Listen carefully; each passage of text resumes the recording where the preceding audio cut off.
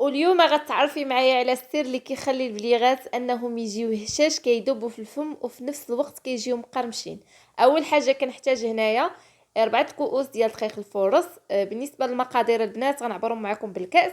هنا درت 4 كؤوس ديال دقيق الفورص ودرت هنا 2 كؤوس ديال الجنجلان. نفس الكاس البنات اللي تعبروا به الدقيق هو اللي تعبروا به الجنجلان والسوائل. هنا كيف ما كتشوفوا كنخلط مزيان دقيق الفورص مع الجنجلان البنات ما يكونش محمر. من الاحسن. هنا درت معلقه كبيره ديال القرفه، معلقه كبيره ديال النافع، ودرت هنا تقريبا واحد ربع ملعقه صغيره ديال الملحه وواحد اصفر بيضه. وعندي هنايا 4 كأس ديال الزبده اللي ذوبتها. الزبده حيوانيه هي اللي استعملت. ودرت هنا 4 كأس ديال زيت نباتيه. وعندي هنايا نصف كأس ديال الماء الزهر. هنا كنجمع العجينه بهذه الطريقه كيف ما كتشوفوا سهله. هنا غادي نجمعها بكأس ديال الماء اللي كيكون عادي ديال الصنبور، ماشي بارد وماشي سخون. هنا كيف ما كتشوفوا كتجمعوا العجينه ديالكم كتحصلوا على واحد العجينه اللي كتكون قاصحه واحد شويه. من بعد هنا ضفت ليها واحد معلقه كبيره ديال الخل البنات هو اللي كيخلي البليغات انهم يجيو هشاش.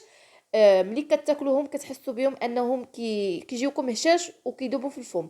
وايضا هنا ضفت واحد المعلقه صغيره ديال الخميره ديال الحلويات. كنجمعوا العجينه كيف ما كتشوفوا معايا. من بعد غنقسم العجينه على 2 كرات وغنغطيها ترتاح تقريبا بواحد نصف ساعه.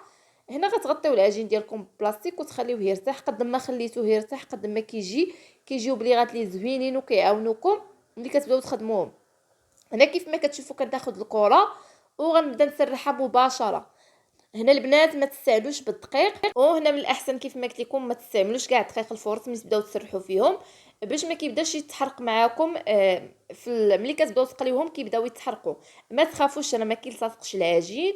هنا كنبدا نسرح العجينه. سمك البنات يكون رقيق، ماشي رقيق بزاف عاوتاني، ماشي بحال الشباكيه ولكن يكون رقيق واحد شويه. هنا من بعد كناخذ جراره وكنبدا نشكل مربعات. انا هنا البنات درت مربعات غير عيني ميزاني، ما عبرت بتا حاجه. هنا كيف ما كتشوفوا كديروا مربعات اللي كيكونوا في نفس الحجم. هنا من بعد كنبدا نشكل، كناخذ العجين وكنضغط عليه واحد شويه. من بعد كنسدو من الجناب بهذه الطريقه كيف ما كتشوفوا. ضروري انكم تجبدوا العجينه واحد شويه باش الا كانت غليظه بحال قلتو كتجبدوها واحد شويه وكترقاق. هنا كنستمر وضروري انكم تسدوهم مزيان باش ملي كتقليوهم ما كيتحلوش لكم في الزيت. هنا غنستمر حتى غنكمل كاع الكميه. هما راه كيخرجوا كميه اللي كثيره تبارك الله كيف ما كتشوفوا معايا. هنا من بعد البنات مباشره كنبدا نقليهم في الزيت. وهنا البنات وريتكم العسل اللي سبق لي وشاركته معكم في الفيديو الاول اللي رحت لكم. هنا من بعد كيف ما كتشوفوا كتبداو تقليوهم في عافيه اللي كتكون مرتفعه في الاول والزيت تكون سخونه.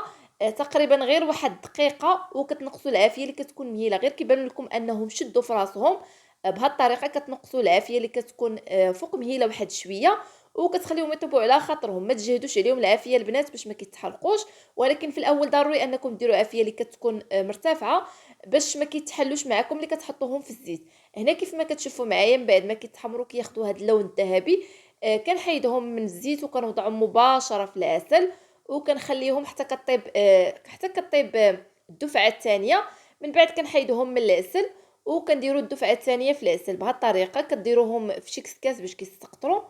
صدقوني بلي كيجيو رائعين وناجحين. غير تبعوا معايا الطريقه والنصائح اللي عطيتكم.